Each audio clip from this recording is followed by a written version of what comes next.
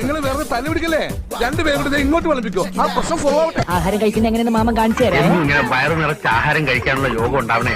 ആക്രാന്തം കാണിക്കാതെ. ഇത് ആരും എടുത്തോണ്ട് പോകുന്നില്ല. ഒന്ന് പതുക്കത്തില്ല. ജീവിതത്തിൽ ഒരിക്കലും മട്ടക്കാത്തൊരു പരിപാടി ഉണ്ട്. ഊണ് കഴിക്കല്. ഇപ്പൊ ഞാൻ എത്ര പേർത്തില്ലേ, എനിക്കൊരു ബോറടിയില്ല. നന്നായിട്ടുണ്ട്. ഇവിടെ ഈ വെജിറ്റേറിയൻ ഫുഡ് മാത്രമേ കിട്ടുകയുള്ളൂ. Chicken 65, tandoori 25, mutton 85. ഇതൊക്കെ കഴിച്ചാണ് ഞാൻ എന്റെ ബോഡി മെയിൻറ്റെയിൻ ചെയ്യുന്നത്.